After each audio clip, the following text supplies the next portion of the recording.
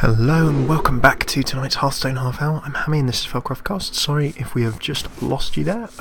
We had a little bit of PC problem. A random Windows 8 blue screen of blueness. Have to go and do some work on that. But we are straight back into things, so sorry for disappearing.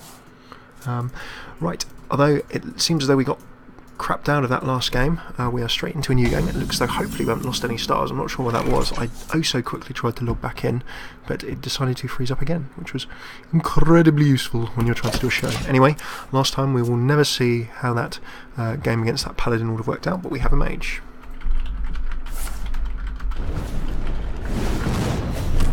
Let us see how this mage goes. So first things first, he just zapped me for 2. We saw, as the other part of our episode, how a control warrior actually works kind of nicely. But what of course we kind of want to see now is, let's go for the proactive here. Just get 3 armour down and draw that card. We're now going to see how the control warrior fares in a bit of a mage match. Interestingly, never normally see many tanks. If I see a tank from a mage, I'm suspicious, and what I'm suspicious of is actually some kind of aggro strategy. I'm expecting something like a pyroblast or something similar. I'm actually going to go on the offensive, really offensive, straight from the off. I'm just going to remove his tank from the table, straight like that. So you don't always want to be using cruel taskmasters to ping for that 1 damage, but there are some situations I don't want the tank on the table. I want to put pressure on that mage. If he's putting up a lot of tanking cards, I'm suspicious that he's going to be trying to just storm me and then pyroblast me. Throw loads of big spells later in the game. Raid leader, that's another interesting combination. Raid leaders you normally only see if you're going to try and swarm with a bunch of minions. So let us see what that leads to. That will be an equally interesting play. I've got plenty of armour. I can take a bit of damage from this raid leader if he goes for me. I'm expecting a few spells, so let's see what he comes up with next go. I'm suspicious, as I previously mentioned, of some kind of nuke deck. So let's see where we go. Against a kind of nuking deck, and if I think that my opponent is going to be trying to nuke me, what I really want to do is lay on a bunch of armour and again still try and keep his minions under control. There we go, I only get the 1 card draw because he's buffed himself. Nicely played. He's still susceptible to an execute though. I've got a cleave which can do me some damage. I've got a frothing berserker as well that will immediately cause him some food for thought, so I'm going to go ahead and slam straight through those 2. And with the 2 damage I've inflicted, that immediately puts me into a position of having a 4/4 frothing berserker. So he's got some options. If I was AGTT, our mage questing adventurer, rank 16 friend. I'm on 3 stars of rank 17. I was before that unfortunate disconnect, so I hope that I can still level up. I would probably look to try and control that berserker. I wonder. Or if he's got a really good play to really push ahead with his own game plan. We shall see.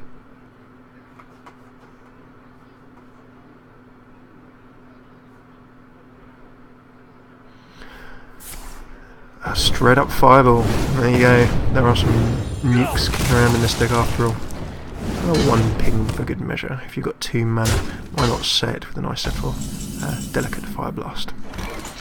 Okay, I do have some nice combos I can lay down here. I'm actually just going to go probably straight for the walling combo. I could pick this off. What I'm probably going to go for is not going to do huge damage. I'm going to go ahead and drop my Armour Smith and drop into my Defender of Argus. It's not letting me control this minion. I could have whirlwinded, but I'm probably going to keep that whirlwind in case he drops any other minions.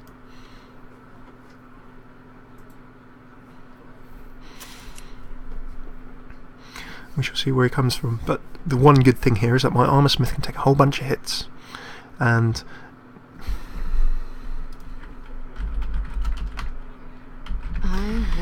as he takes a whole bunch of kits, he will be really swinging on in, and any hits that he decides to stick on that Armour Smith, or indeed my other minion, my Defender of Argus, I'm going to be gaining armour for those.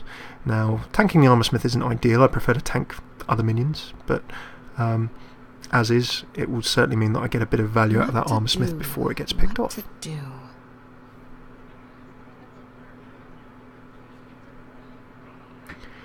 He's got 7 mana, our mage friend here. He's got should have a reasonable amount of options. So I'll be interested to see what's coming up. We've not had any real tell on what his deck is, and we're at turn 7. So straight up heal into a Fire Blast. He's really just dropped that so he can do some damage with it.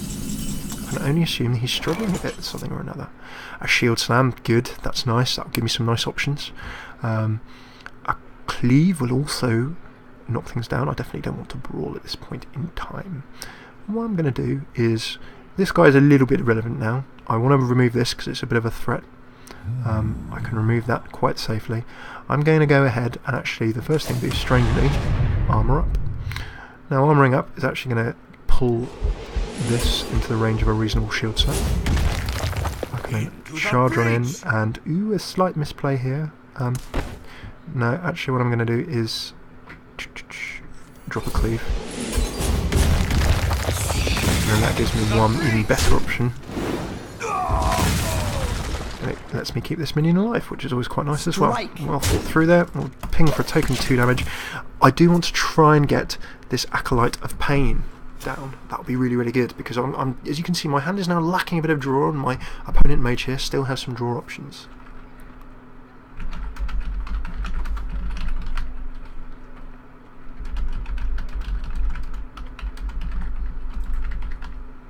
I wonder. So, you know, we've got to turn 8 by this point, and control-wise, we've sort of kept our opposing mage's minions under a bit of control. Feeling pretty good about that. He's of course dropped something very threatening there we need to keep an eye on. At this stage, what we really need to do is just cement our control a bit more, maybe get a few more cards on the table, get a bit more draw power out, and then really get ready to push home and really try and get our advantage showing. And what options do we have? Well, I also wish I had another Defender of Argus. What I can do here is really get myself stacked up. I can't attack this because it's stealth, you can swing on my hero at any stage. Don't like that. But what I can do, of course he will have to kill this Armor Smith first. So if he manages to remove my Armor Smith, which, oh, pain! That does let me do it. At least gives me 2 armor and 1 card draw. But there we go with the Flame Strike. It gives me every damage. Sorry, I totally miscounted that. He's somehow given me 15 armor. That is the power of 2 Armor Smiths on the table. Oh, should I? Should I? Come on, chat, vote. Gelbin, yes or no? Yes or no? Yes or no? I'm going to take your silence as a yes. A yes, we want Gelbin in our lives. What I'm going to do, I'm just going to slam first and be sensible. I can't play Raggy right now. Yeah!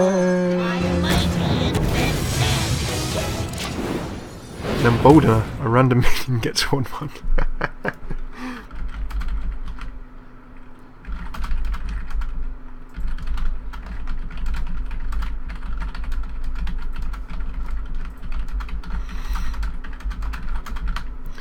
He was actually already out of stealth, I think, because he'd swung on in and attacked my hero. I just didn't have enough on the table. I could have well-winded, yeah, I could have done. That would have probably been a more sensible option. Silly me. Very well played, chat. I've just realised, as always, there's a bit of a lag going on. No! The fireball's taken out Gelbin. My Emboldener 3000 hopefully is not going to embolden that Ravenholt assassin. That would be rather embarrassing. But he's still there. He's not going anywhere. Oh, Lord of the Arena. And I see, this is where I'm actually going to... I could be in trouble if I'm not too careful. I've actually not got a huge amount on the table.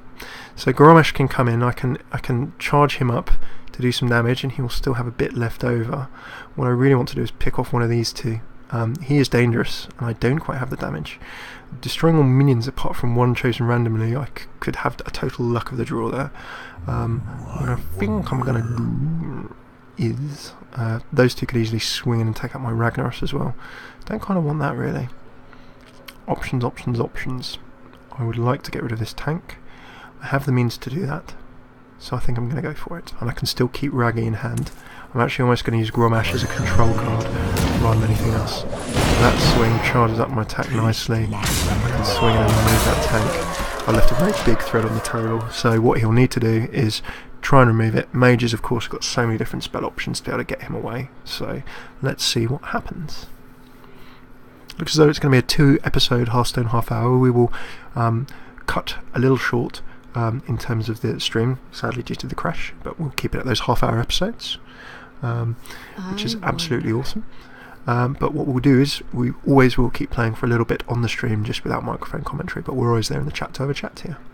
So our main trend here is some options. Really, I do have a bit of a lead, but it's on a bit of a knife edge. As you can see, I don't have too many cards in my hand.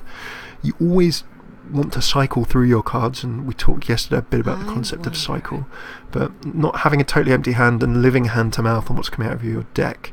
As you can see, I've accelerated a bit, so I've got 12 to his 16. I am really at the stage where I need to be swinging through and killing off this mage. If I don't do that, then he has every opportunity to come back into the game.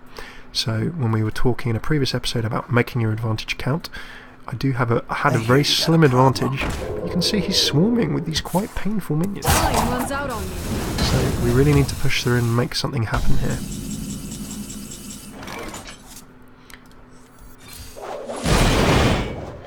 We did a little funness there.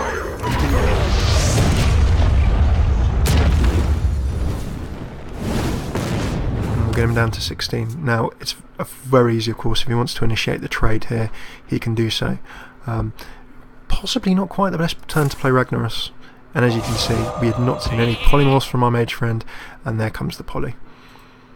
I did get 8 damage on the hero, but I'm now in a situation where I really need some minions to start attacking with. I do also have Gorehound. My shield for Argus. And there goes the Defender of Argus, and we have a tank to 5 minion, and I don't believe I have any executes left. This is where it's going to be a slightly painful situation. I'm going to go for the random number generator. Oh no! I got rid of totally the wrong minion. That's going to happen with Brawl. That was a risk. Dealing 1 damage to a minion to attack is not what I'm going to do to that right now. Throwing down Raggy was not the greatest move. Oh chat, if only you'd advised me a little bit earlier. It's because of the delay. And it looks as though, from being in a winning position, we're probably actually going to go ahead and lose this one. That is solely down to my incompetence, but hey, we're called Failcraft for a reason. If I can't learn a little bit while making a few mistakes, then there's no point playing it all, right? Oh! From on high, the mighty execute came, and yeah, which was good. That's not going to help me, given that he's still got a Stormwind champion. But it looks as though dropping my Whirlwind, of course, wasn't going to bring the guy out of stealth. A little bit of a mistake by me there. Down goes the Ironfur Grizzly. You know, I think this is going to be the end of this game for sure. Could we have played this a little bit different? We could have hung on to our Whirlwinds. We did, of course, hang on to execute a little bit in this game. What we've really suffered from is burning quite bright and for not long enough early in the game. Pick on some mana. I do have Gorehound, but that's not going to help me because I'm going to have to pick off 3 tanks. 3 tanks. And each of those is going to be doing damage to me as I go. In fact, with 8 damage on the table, it's very, very likely that our mage friend, if he has a spell in his hand, is just going to take me out this go. Plain and simple.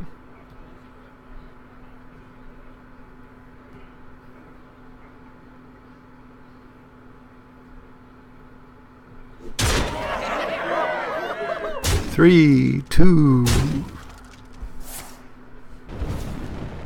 1 damage, and then I'm expecting a strength from Tiger.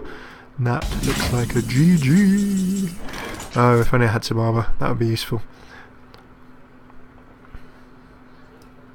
I'm going to go out like a true lord of the horde. Oh, I can't even attack anything fun that would sort of destroy me in one go. Buffed him with my own card. I resign. I concede. There is no way I'm going to be able to get through those guys at the last. And look, I've lost those 2 stars because of the other game as well. Oh, the pain. I've gone backwards more than I've gone forwards. And that in the story is the ladder. Some misplays there in that game from me. So that wasn't entirely unavoidable. I think that in that game, if I'd held on to some of my Whirlwinds, and also probably, I think at some point in mid-game when I watch this back, there might be something that we have to change in terms of I could have done something a little bit differently. I'm going to have to go and have a look at that and let you fine people know. So that is actually, given that we've chopped things up a little bit in various different ways, that is going to be it for the recorded portion of tonight's Hearthstone half hour, but we will be playing on after we wrap this up, so we'll be in the chat answering questions and still playing some more games. I'm just going to drop our voice commentary, so thank you very much for tuning in. Sorry that we had the technical problem in the middle of the episode. We try and do half an hour every night, Monday through Friday, minimum of 4 nights of Hearthstone, most often 5, and if we're not doing Hearthstone on the Friday night, we take a day off and we play some kind of different game for fun, which is always great. Where can you find us for more stuff? youtube.com/Felcraftcast. You can find the archive with all the different content there, a few other games as well as Hearthstone. Love our Blizzard stuff, and we'll be playing a bunch more, so lots of stuff for you to see. Twitch, we are live on Twitch as we've just said, twitch.tv/Felcraftcast. You can get a free Twitch account. You can just sign up and get notifications when we're going to stream. It's generally 7:30 to 8 PM GMT UK time, Monday through Friday. We'll occasionally be on at weekends, but you can check Twitter for that, which is twitter.com/Felcraftcasts. Love to have a chat during the day or whatever time it is, wherever you are in the world. Just pop us a tweet. We love to say hello, and if we're not streaming, we will be chatting on Twitter at some point or another. Last but not least, the website is felcraft.org. You will find these videos that we've been doing, an archive of all of our streams. You'll find some articles, new player links that are handy, and also some things that live better just in a website, like deck lists and new player resource links and all that kind of thing as well. After this, we're going to be playing a little bit more Hearthstone on the stream, and then very, very soon we're going to be trying some new content for you. We might be delving into the world of Magic Online and Magic the Gathering while we're on the subject of card games. So very much looking forward to that. Thank you as always for tuning in, and if you have seen this, please, please, please, one thing we could ask for, if you loved it, let us know. If you don't like it or think we could do something different or better, again, let us know. We are perfectly happy to have your criticism if it helps us make better content for you. So, thank you very much for tuning in, all of you folks. Take it easy. The stream's going to go down just for a sec, and we'll be back again to play some more games. But for this episode of the Hearthstone